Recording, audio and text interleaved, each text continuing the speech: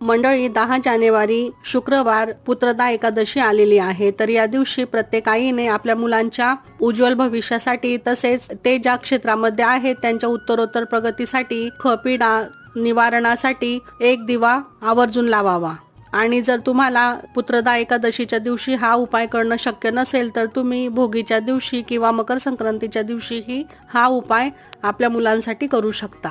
तर आपण एक मातीची पणती घ्यावी, त्यामध्ये लाल कलावा जो असतो रक्षासूत्राचा आपण वात तयार करून लावायची आहे. त्यामध्ये मोहरीचे तेल टाकावे आणि दिवा प्रज्वलित करावा. त्यानंतर या दिव्याला चारही बाजूंनी हळदी कुंकू अक्षदा अर्पण कराव्यात. त्यानंतर चिमूटभर पिवळी मोहरी आणि 5 अखंड लवंगा हातामध्ये घेऊन मुलाच्या किंवा मुलीच्या डोक्यापासून पायापर्यंत त्या आपण 7 वेळा उतरून घ्याव्यात आणि त्यानंतर दिव्यामध्ये या दोन्ही गोष्टी टाकायच्या आहेत. याविषयीचा डिटेल व्हिडिओ खाली दिलेल्या त्रिकोणावर क्लिक करून पाहू शकता.